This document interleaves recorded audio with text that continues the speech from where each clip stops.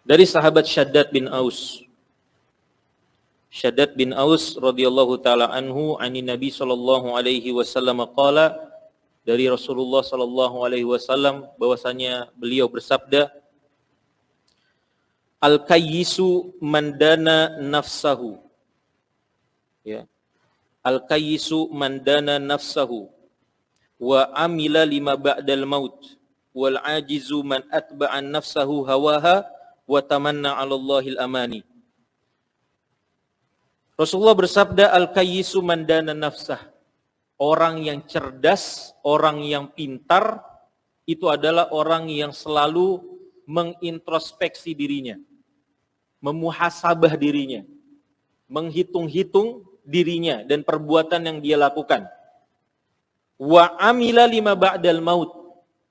Dan ciri orang yang cerdas pula adalah orang yang tekun untuk beramal, ya, untuk beramal buat setelah kematian dia. Artinya apa? Untuk akhirat dia. Prioritas dia ketika di dunia adalah dia beramal untuk akhirat.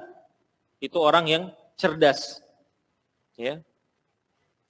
Wal ajizu man atba'a nafsahu hawaha. Dan orang yang lemah, lawan daripada kayis, ya, orang yang lemah pikirannya, bodoh, adalah orang yang memperikutkan, ya, hawa nafsunya. Jadi hawa nafsunya pengen ke sana, dia ke sana, ya. Hawa nafsunya pengen ke sini, dia ke sini. Wa tamana 'alallahil amani. Dan dia hanya berharap dengan harapan kosong kepada Allah Subhanahu wa taala. Maksudnya apa? Ya, dia bermaksiat terus, dia ikutin hawa nafsunya terus, ya, kemudian dia hanya berharap rahmat dari Allah Subhanahu wa taala. Ya, berharap hanya rahmat daripada Allah Subhanahu wa taala. Roja saja dia. Ya, enggak ada menanamkan rasa khauf, rasa takut kepada Allah Subhanahu wa taala. Rawahu Tirmizi wa qala hadis hasan. Dan hadis ini diriwayatkan oleh Imam At-Tirmizi dan beliau berkata hadis ini adalah hadis hasan. Makna hadis secara umum adalah benar. Ya, secara umum adalah benar. Beberapa faidah yang pertama yang bisa kita ambil, Pak. Di sini bunyinya, ya, orang yang cerdas itu orang yang muhasabah diri. Ya, kemudian beramal setelah kematian. Dan orang bodoh adalah orang yang mengikuti hawa nafsunya, ya, kemudian hanya berharap kepada Allah Subhanahu wa taala dengan harapan-harapan yang kosong. Di mana letak kaitan antara hadis yang kita baca ini dengan muraqabah?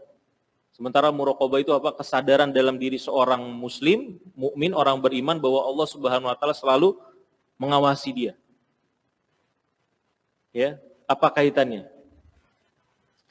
Kaitannya adalah, ya, Bapak-bapak hadirin sekalian, kaitannya adalah yang namanya muhasabah itu, ya, muhasabah, orang yang selalu memuhasabah diri.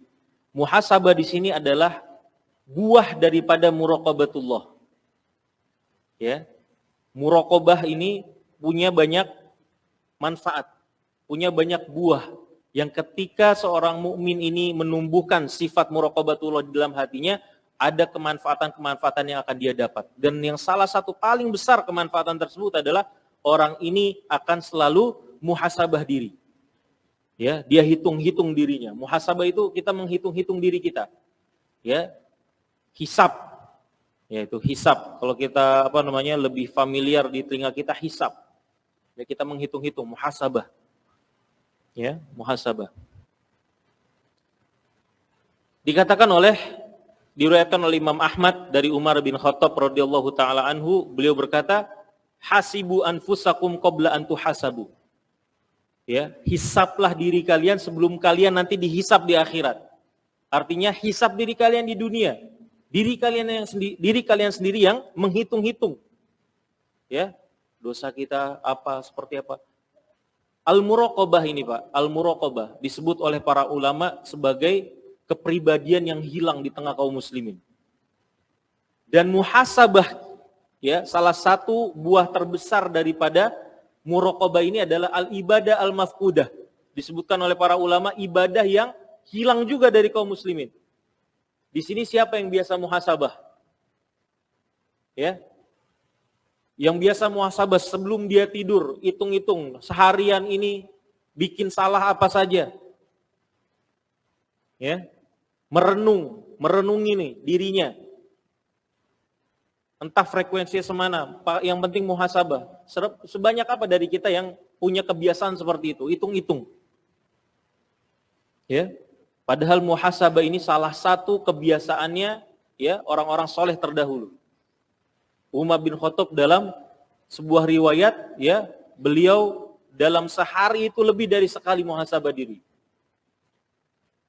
Ya.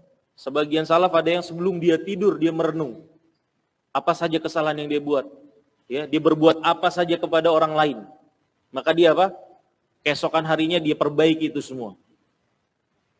Ya. Maka muhasabah ini adalah bentuk hasil daripada muraqabatullah, sifat dari muraqabatullah yang paling besar.